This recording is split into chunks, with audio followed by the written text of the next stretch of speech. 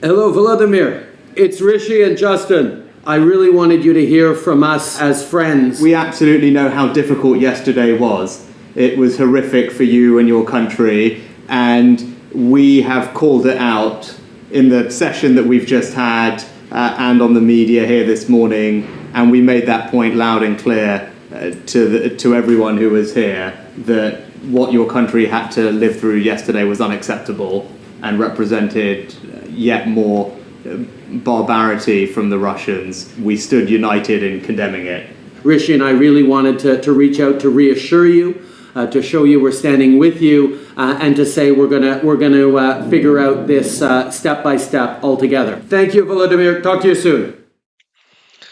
Good morning, ladies and gentlemen. Welcome to my new video. My name is AJ. I'm your host for today. I'm going to take you through the shenanigans that's going on in the British Parliament, Rishi Sunak, his new best friend, Justin Trudeau, and we're just going to basically have a laugh at the British economy's expense. So Rishi Sunak recently went to Ukraine, but before I talk about that, I want to say how cringy that clip is I showed you in the beginning. I mean, how cringy was that? Both of them, basically talking to Zelensky, having a camera film them while they're doing it. I mean, what is that supposed to prove? What is that for? For the cameras? For the public? I mean, what are you trying to show off? Conversations like that to other world leaders should be private. Why is he doing it in front of a camera and showing it off in the world? Why is he showing off in his Twitter? Because that clip was from Rishi Sunak's Twitter page. Absolutely cringy. It's the worst cringe-worthy video I've ever seen in my entire life. And I've seen a lot of cringe. Trust me. I mean, I was practically vomiting at one point. Seriously, I've never seen anything like it. So before I get to how friendly Justin Trudeau and Rishi Sunak have been, I'm going to be talking a bit about what's happening with Rishi Sunak in Ukraine. He's obviously visited Ukraine in a surprise visit, probably spent a lot of money going in his private jet, producing more CO2 while he's at it, and obviously wasting more taxpayers' money as well. And he promised Ukraine around 50 million in weapons and stuff, which I'm going to be disputing in this video. I'm going to be doing my own research and investigation. I'm going to tell you that it's not 50 million. It's a lot more than that, and I'm going to show you how. And the fact is that Rishi Sunak made that video during that time when the bomb or a missile went off in a Polish farm and killed 2 farmers or something.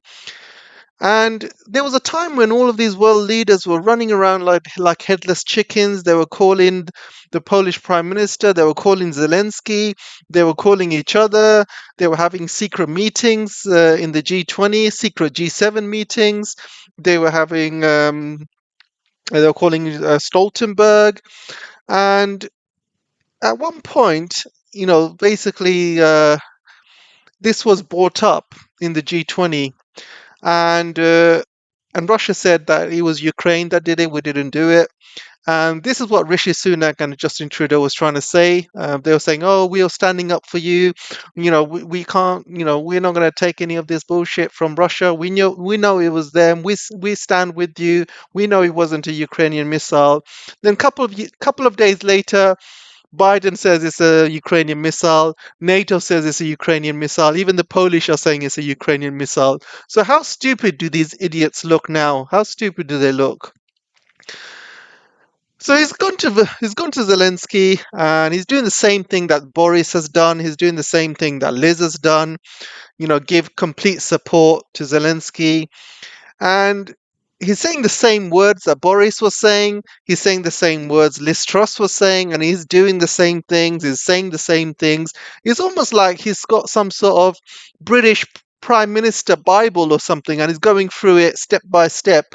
Step 1, being a Prime Minister, call Zelensky. Step 2, go to Ukraine and show your 100% support. Step 3, give him a bit of money 50 million. Don't tell the British public the real amount of money because they're going to get scared and shocked and protest. So just tell Zelensky, we're going to tell the press it's 50 million, but it's most likely 500 million or maybe more. But I'm going to get into that in a bit. So he's following the same Bible. It's almost like somebody's higher up than Sunak is telling him exactly what to do, exactly what to say, and he's doing it. And it's absolutely embarrassing. It's absolutely embarrassing. I think Rishi Sunak has lost his chance to become one of the best prime ministers ever. You know, if he just stood up and said, you know what, these sanctions are killing us. We made a mistake. Let's reverse the sanctions. Let's get Ukraine and Russia to have some peace talks. Let's push for some peace. Let's reverse all of these sanctions and let's focus on the world economy because the world economy is going to shit. So let's focus on that and let's all work together and try and fix the world economy. And let's forget about all of these wars and everything that's going on.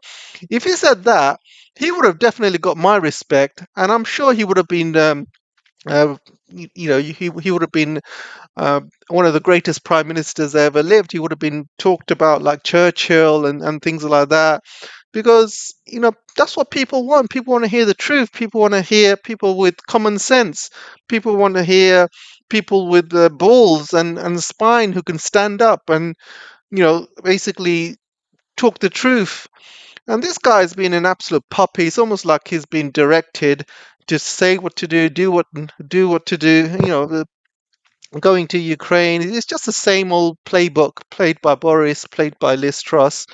And I'm just really, really fed up of it, to be honest. And this guy has missed a really, really great opportunity to become a great prime minister. He would have definitely been re-elected if he actually stood up and said the truth. And no papers mentioning it. Nobody in the parliament is mentioning anything about the Russian sanctions. I think it's an absolute joke, to be honest, absolute joke.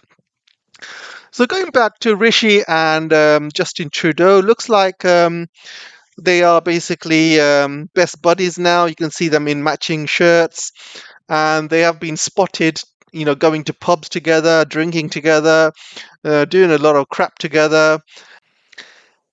And maybe other things as well. I mean, look at this picture here. There's definitely something dodgy going on between these two. And look what people are saying. Get yourself a partner who looks at the same way that Rishi Sunak looks at Justin Trudeau. I bet Rishi Sunak doesn't even look at his wife like that. Anyway, let's move on. Looks like his best friend, Justin Trudeau, it was the reason why Xi Jinping cancelled talks with Rishi Sunak. And you can see this by the Daily Telegraph. Rishi Sunak's talks with Xi Jinping cancelled after Trudeau meeting leak. So Prime Minister was set to meet the Chinese leader on the last day of the G20 summit for the face-to-face talks. And basically this got cancelled because everybody has seen that clip where Xi Jinping was scolding and telling off Justin Trudeau for releasing, sensitive stuff to the press, and even stuff that they'd even talk about. And I think Xi Jinping is, he's not stupid. He could see that Rishi Sunak and Justin Trudeau were together most of the time, and they've probably planned it together. And Xi Jinping must have thought, you know what, there's no point meeting Rishi Sunak as well, because these two guys are probably going to do the same thing. They just want a bit of fame. They want a bit for the cameras as well. They want a few newspaper articles. They want to make themselves look good by meeting me, talking about human rights and crap, and that's it, and that's it, job well done. And Xi Jinping is not stupid. He knew Rishi Sunak was probably going to meet him and probably going to talk about all of these human rights stuff and just pretending to do it in front of the cameras. He's not interested in any diplomacy. He's only interested in just making the Chinese president look bad. And he got cancelled. So good on him, good on him. And I'm glad this happened to him. So Rishi Sunak has gone to Zelensky and he's given them 50 million in aid. I mean, 50 million to Ukraine is nothing. It's like walking down the street, and if there's a beggar on the street, and you give him 1p you give him, and he throws it back in your face. He's like, what the F am I going to do with 1p? And you reply back saying, look, beggars can't be choosers. Just appreciate what you get. And he's like, take it back. I don't want 1p, So this is like an absolute insult to Zelensky. It goes all the way to Ukraine just to give Zelensky 50 million in aid. 50 million in aid is nothing. Is nothing.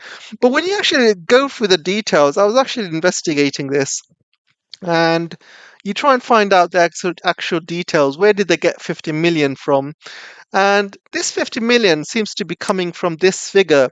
50 million defense aid comprises of 125 anti-aircraft guns and technology to counter deadly Iranian-supplied drones, including dozens of radars and anti-drone electronic warfare capability. So he's given them a lot of stuff, and let me tell you something. So let's start with this: 125 anti-aircraft guns. So what anti-aircraft guns is he giving Zelensky? Shall we check? So these are the anti-aircraft guns that's been given to Ukraine. UK to arm Ukraine with AMRAAM anti-aircraft missiles. These are called AMRAAM, and this is what they look like. So initial thoughts seems like they don't cost 50 million, 125 of them. That must be wrong. So I did some more research, and I figured out the true cost of one AMRAAM missile costs approximately 1.1 million. So basically, I think the British government is lying to its people. They're saying they're sending them all sorts of weapons, but the true case is that's not really how much they cost. If you look at everything that they're giving, like radars and all of these missiles and the units, plus all of these anti-surveillance technology, anti-drone technology, it's a lot of money. Then you gotta obviously train the Ukrainian troops on how to use these weapons as well. So that needs money. Then you got to deliver them to Ukraine. That needs money. And then, there's a lot of cost that goes with it. And then you got to replace all of these equipment in the British government, and you can't replace it like for like. So if you sell an anti-aircraft missile to Ukraine, you got to basically make a new one. And making a new one is more expensive than the old ones, mainly because you got to use all new material. And with the cost of inflation, you got to import like rare earth minerals from China. Then you got to get all of your supply chains. And with the cost of inflation, cost of supply chains, the cost of high oil prices as well, you got to deliver them around the world as well. You'll find that these making these missiles is going to probably costing you twice or three times as more than it did, a few years ago. So you see, it's never really black and white, and this is why I don't think the British government is actually telling the truth when it comes to giving aid to Ukraine and giving money to Ukraine. I think it's all a lie. Basically, they're saying 50 million, but I think it's a huge lie, because if they say something like 500 million or 1 billion, then you will see the British public literally saying, what the F is going on here? You've got, we're having an economic crisis and you're giving half a billion or a billion. So they're not going to give you the true figures. They're going to hide the figures, and they're going to say that to Zelensky as well. They're going to say to Zelensky, make sure you tell your press that we're giving you 50 million, but secretly it's going to be more closer to a billion or something like that. This is how these politicians work. And they're getting the British people to pay extra taxes for it as well. So these British people, they don't really know where the tax money is really going in the day. The only people that would know that is Rishi, and only people that would know that is the Chancellor. They're not going to tell you, they're not gonna break down every single figure, tell you exactly where each penny is going. They're not going to say anything like that. It's going to be all hidden away, and you're supposed to just trust them with your money, and that's how it all works. It's absolutely ridiculous. So you've seen these pictures of Rishi Sunak and Justin Trudeau in matching shirts, and it's absolutely ridiculous as well. So, voters are turning on Rishi Sunak, and the Tories amid fury over the budget of full tax rises. So, I have been looking at Twitter, and there's a lot of Rishi out messages on Twitter as well. So that's kind of trending. But why are voters turning on Rishi Sunak? So I'll tell you why. First of all, First of all, the energy bills are going to rise to 3,000 a year from April. But if you look at what Liz Truss promised just a couple of months ago, Liz Truss promised this. Liz Truss to freeze energy bills at 2,500 a year average, funded by borrowing. So she promised this a few months ago, and it looks like Rishi Sunak has come in and just cancelled everything that Liz Truss has done. And he thought, you know what, instead of borrowing money, let's just increase the taxes. Let's just make these British people suffer. So that's what he's doing. He's getting people to pay more taxes for it, and he's also going to be increasing the bills. People have to pay more bills. It's going to be the Bank of England's going to increase interest rates even more. The inflation's going to be going up. So it's an absolute mayhem. And the funny thing is, these guys are still blaming Putin for it, still blaming Russia for it. And I've seen them in Prime Minister's Question Time, and it's absolutely cringy. The amount of times they brought up Russia, the amount of times they brought up Putin. It's all Putin's fault. It's all Russia's fault. Don't blame us. It's nothing to do with us. I mean, only a coward would do something like that. Only a coward would say something like that. So if there's a war going on in, for example, in Africa, if there's a couple of countries fighting in Africa, and then suddenly Britain has really bad economic issues, is Britain going to be like, oh, this is due to the war in Africa, we're having huge economic issues? It's really easy to blame other countries, but you got to look after your own country. You got to look after your own economy. These problems are mainly down to British sanctions on Russia. If you think it's going to affect you, then don't place these bloody sanctions on Russia. Then roll them back. I mean, these guys are a bunch of fools. I've never seen anything like it. So the fact is, guys, remember I made a few videos about this a couple of months ago, and I said that this is not going to work, and the fact that it all depends on the energy prices, and if they freeze energy at 2,500 and the gas prices keep rising, then there is no way they can afford to borrow this much, and there's no way they can afford it. And I said to you, I guarantee you by April this is going to rise. Didn't I say that? And you're welcome to go back to my old videos about Liz Truss when I was talking about the economy and the bills. I did say that if I guarantee you by April bills are going to start rising again, and this is exactly what's happened. So yeah, I'm just kind of fed up talking about the state of Britain at the moment. I mean, seriously, I just can't wait to leave at some point. I mean, I'm absolutely fed up, and I'm also fed up about going out in the streets and people are just completely oblivious to what's going on. People are just completely you try and talk to them about politics and what's going on around the world. Why are your bills rising? They haven't got a clue. They haven't got a clue, or they don't even care. I spoke to a couple of people I met today down the local pub. I was there with a few friends, and he had a couple of other friends he introduced me to, and they start talking about the World Cup. They're talking about football. They're talking about how bad Qatar was. They're talking about all of these human rights issues in Qatar, how bad the Muslims were, how bad the Qatari were. I was like, oh my God, here we go again. Have you looked at your own country, mate? Have you seen how bad Britain is? And you are talking about the World Cup, talking about how bad Qatar is. What about Britain? you know so the Qatar thing, the World Cup thing, I'm going to make a separate video about that, because I got a lot to say about that. I'm not going to say it here, but that's all for today, guys. Thanks for listening, and see you in the next video. Don't forget to like, share, subscribe. I've got 11 people on my locals. I just need 11 more, or even 10 more, to carry on doing this full time. Really appreciate it, guys. Really appreciate the support, and I'll see you in the next one. Take care.